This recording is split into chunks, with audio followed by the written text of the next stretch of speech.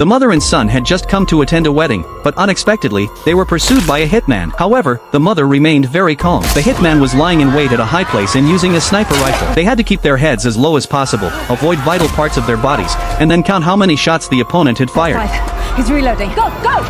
The son didn't understand why his mother was so calm when encountering gunfire, and even had time to stick her head out to check the hitman's exact location. What he didn't know was that his mother was actually a hitman too. Before she took action to solve this trouble, she had to ensure her son's safety first. The hitman would change the magazine after every 5 shots, and it took about 8 seconds to reload. Fortunately, the son was obedient. Although he was full of doubts, he still listened to his mother. After making sure there was no more danger, the mother immediately began to act. The hitman was hiding on the mountain. She didn't have a suitable long-range weapon at hand, so she had to find cover and move closer. Therefore, she needed to get a car. Taking advantage of the 5 shots being fired, she quickly rushed to a corpse, desperately searching for the car keys on him. Fortunately, the man's body was sturdy enough to block all the bullets. The mother counted the sounds of the bullets again and quickly got into the car, turning the key. This hitman's marksmanship was apparently not top-notch, and he wasn't good at aiming at moving targets. But as the car sped over, the closer the distance, the higher the hit rate would be. The mother lost consciousness in the violent collision. The hitman, understanding the importance of finishing the job, immediately abandoned the sniper rifle,